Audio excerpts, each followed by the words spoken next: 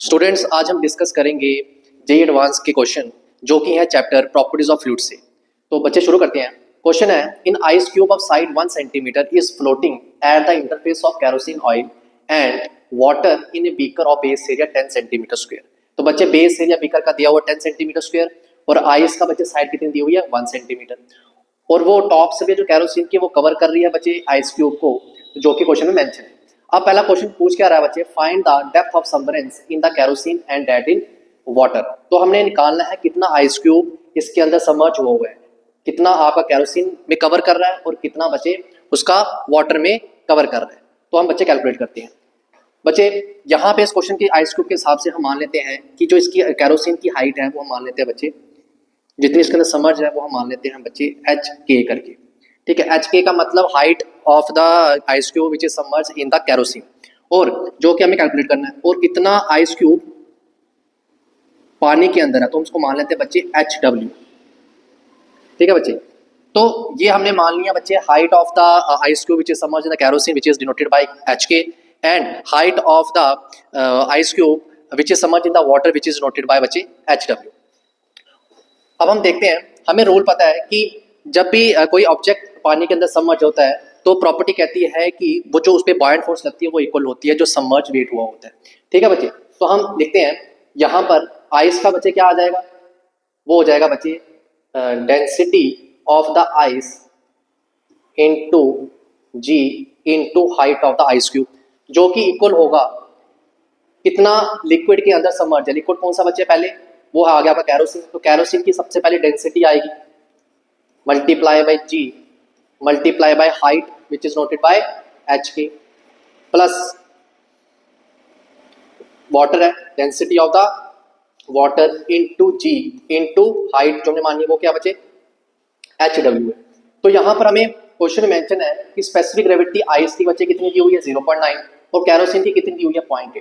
तो आपको ये पता है इसको कन्वर्ट करना हो डेंसिटी में तो मल्टीप्लाई करना पड़ता है स्टैंडर्ड वाटर के डेंसिटी के साथ। ठीक है, तो डेंसिटी ऑफ द आइस बच्चे कितनी दी हुई है यहाँ पर 0.9, मैं यहाँ पे लिख देता हूँ 0.9 times density of water multiply में जी मल्टीप्लाई में एच। उसके बाद डेंसिटी ऑफ द कैरोसिन, तो डेंसिटी ऑफ द कैरोसिन 0, ये स्पेसिफिक ग्रेविटी दी हुई है तो हम इसको पहले कन्वर्ट कर लेते हैं, वो होगा 0.8 multiply by density of water into G into H के, प्लस डेंसिटी ऑफ वाटर को हम वैसे रहने देंगे। तो ये आ गया आपका रिलेशन। अब देखते हैं कुछ कैंसिल हो रहा है, तो कैंसिल कॉमन निकालोगे तो आपका यहाँ पे डेंसिटी ये कैंसिल हो जाएगा, जी की वैल्यू कैंसिल हो जाएगी। तो यहाँ पे आपको मिला क्या 0.9 H इक्वल्स टू 0.8 एच के प्लस एच डब्ल्यू। ये आपको यहाँ से फर्स्ट इक्वेशन मिली। एक कंडीशन आपको और पता है कि जो हाइट ऑफ द क्यूब है वो है h, जो कि इक्वल होगी एच के प्लस एच डब्ल्यू। ये तो आपको फिगर से पता लग रहा है। h की वैल्यू बच्चे कितनी दी हुई है, यहाँ पे देखो साइड दी हुई है कितना है 1 सेंटीमीटर, तो मैं यहाँ पे 1 पुट कर लेता हूँ एच के प्लस एच डब्ल्यू। यह आपकी आ गई सेकेंड इक्वेशन, ये फर्स्ट थी। दोनों इक्वेशन को सॉल्व करो, on solving both equation we will get H K and H W. By solving, we will get HK. The value of HK is equals to 0.5 centimeter and 0.5 centimeter for the water. Now we will get the value of HK and also HW. What is HK? This is the height of the ice cube which is submerged in the kerosene, and HW is the height of the water which is submerged in the water. Height of the ice cube which is submerged in the water. Now, what is second part? Find the change in the total level of the liquid when the whole ice melts into water. Question ये कह रहा है कि जब पूरी ice melt हो जाएगी तो लेवल में अभी जो वैल्यू आ रही है उसमें क्या फर्क पड़ेगा, तो हम वो भी चेक कर लेते हैं। तो इसको मैं यहां से बच्चे रेज कर देता हूं।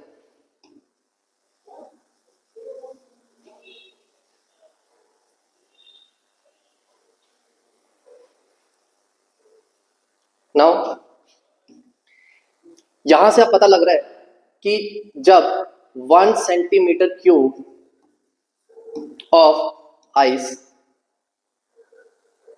1 सेंटीमीटर क्यूब ऑफ आइस जब मेल्ट होगी तो आपको मिलेगा 0.9 सेंटीमीटर क्यूब ऑफ वाटर। 0.9 क्यों? क्योंकि स्पेसिफिक ग्रेविटी आइस की कितनी है? 0.9। बेस एरिया तो सेम है, तो आपका यहां से 1 सेंटीमीटर ऑफ आइस जो देगा 0.9 सेंटीमीटर ऑफ वाटर। एच के और एच डब्ल्यू हमने पिछले कैलकुलेट किया है, तो जो कि आया था एच के की वैल्यू थी 0.5 सेंटीमीटर और एच डब्ल्यू की वैल्यू क्या थी? 0.5 सेंटीमीटर। अब मेल्ट होने पे बच्चे यहाँ पे 1 सेंटीमीटर कितना देगा? 0.9 सेंटीमीटर होना चाहिए वाटर का। तो अभी तक कितना आ गया हुआ है वेट की वजह से? 0.5। तो अभी रेस्ट कितना बचा? 0.9 होना चाहिए था टोटल, तो 0.5 है जब तक आपका मेल्ट नहीं हुआ। मेल्ट होने के बाद कितना और ऐड होना है? 0.9 माइनस 0.5, तो 0.4 जो है यहां से, ये देखो यहां से 0 यहाँ पे 0.5 तो यहां से यहां तक था, तो यहां से पानी का लेवल कितना राइज होने वाला है? 0.4। तो ऊपर का कैरोसिन का कितना? 0.5 था, तो चेंज कितना हुआ? 0.5 माइनस 0.4 जो कि मिलेगा 0.1। तो ये 0.1 चेंज हुआ है total level of the liquid. कब? जब whole ice melts into water.